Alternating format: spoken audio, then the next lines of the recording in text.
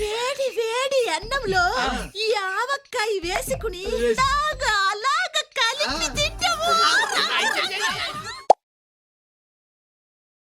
ఇక మొదలెడదామా? చికెన్ని బాగా కడిగేసిన తర్వాత తక్కువ వాటర్ లేకుండా ఆవిరి పెట్టుకోవాలి. వాటర్ ఉండకుండా చేసుకోవాలి మనం చికెన్ని. ఇలా వేసుకున్నాం కదా, ఆవిరి పెట్టిన చికెన్ని మనం ఇలా డీప్ ఫ్రై చేసుకోవాలండి. ఇది గోల్డ్ కలర్ వచ్చేంత వరకు వేపుకోవాలి మనం. ఇలాగా బ్రౌన్ కలర్ వచ్చేంత వరకు మనం వేపుకోవాలండి. ఇదిగో చూడండి ఒకసారి, ఇలా ఉంటుందన్నమాట. కలర్ఫుల్గా ఉంది కదా. ముందుగా అల్లం వెల్లుల్లి పేస్ట్ చేసుకున్నాం కండి, అది 50 గ్రాములు, ఇది 50 గ్రాములు చేసుకున్నాం కదా. ఆ పేస్ట్ మనము ఆయిల్లో ఇలాగ డీప్ ఫ్రై చేసుకోవాలండి. ఇది మనము గోల్డ్ కలర్ వచ్చేంత వరకు వేపుకోవాలన్నమాట. ఉండలు కట్టకుండా కలుపుతూ ఉండాలి, ఈ కలర్లో రావాలి. కేజీ చికెన్కి ఒక 20 to 25 గ్రామ్స్ ధనియాలన్నమాట, 10 లవంగాలండి, 1 స్పూన్ మిరియాలు, ఇలాచి వేసుకోవాలి. జీలకర్ర 2 టేబుల్ స్పూన్లు అండి, 2 అంగుళాలు దాల్చిన చెక్క అండి వేసుకోవాలి. ఆవాలు ఒక 2 టేబుల్ స్పూన్లు వేసుకోవాలి. అలాగే మెంతులు 1 టేబుల్ స్పూన్ అండి. ఇవన్నీ దోరగా వేపించుకోవాలన్నమాట. చూసారా, ఇలా రావాలన్నమాట గోల్డెన్ కలర్లో. కారం ఇలా వేసుకోవాలండి. కారం వచ్చి గ్లాసు మనకి 100 గ్రామ్స్ ఈ గ్లాస్ కారం వేసుకున్నామండి. కారం వేసేసుకున్నాము. ఇప్పుడు దీంట్లో ఇందాక మనము గరం మసాలా తయారు చేసుకున్నాం కదండి, పౌడర్ అన్నమాట. సాల్ట్ అండి, ఇది 75 గ్రామ్స్ అన్నమాట. కావాల్సి ఉంటే సాల్ట్ వేసుకోవాలి.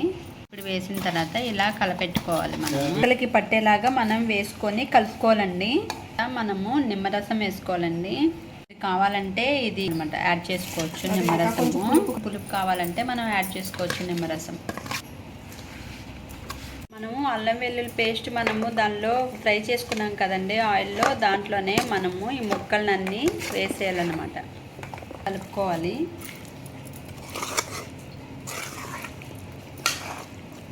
ఒక వెల్లుల్లిపాయి కచ్చిపచ్చిగా మనం ఇలా చితగొట్టుకొని యాడ్ చేసుకోవాలండి.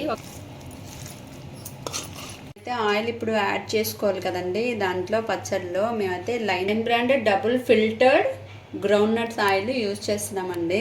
ఇదిగోండి, దీంట్లో ఇప్పుడు ఆయిల్ వేడిపెట్టిన ఆయిల్ని ఇలా చల్లబడిన తర్వాత వేసుకోవాలండి. మొత్తానికి కేజీ చికెన్కి ఆయిల్ మొత్తం వచ్చి మనము 30 కేజీ దాకా ఆయిల్ పడుతుంది. డీప్ ఫ్రై చేసుకున్నాం కదండి, అదొక 1/2 కేజీ దాకా ఉంటుంది. దాంట్లో డీప్ ఫ్రై చేసుకున్న దాంట్లో తీసేసిన తర్వాత దాంట్లోనే మనం అల్లం వెల్లుల్లి పేస్ట్ వేసుకున్నాం కదా, అల్లం వెల్లుల్లి పేస్ట్ వేసుకుని దాంట్లోనే ఆయిల్ ఉంటుంది కదా, ఆ ఆయిల్లోనే మనం మసాలా కారం ఇవన్నీ వేసుకున్నాము. దాని తర్వాత ఫైనల్గా మనం మిగతా ఆయిల్ని మనం ఇలాగా యాడ్ చేసుకోవాలన్నమాట.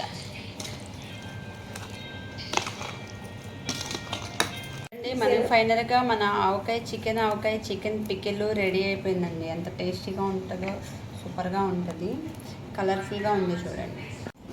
చూడండి ఫైనల్గా నేను మన ఆవకాయ బౌల్లోకి సర్వ్ చేశాను. ఇప్పుడు చూడండి, బౌల్లో ఎక్కడ దొరకదు అనిపిస్తుందండి. ఒక్కసారి చూడండి ఎంత కలర్ఫుల్గా ఉందో, ఎంత టేస్టీగా ఉందో. నైటు అలాగే ఉప్పు కారం మసాలా అవన్నీ పడుతుంది కాబట్టి చాలా టేస్టీగా ఉంటుంది. మీరు తప్పక ట్రై చేయాల్సిందే అండి.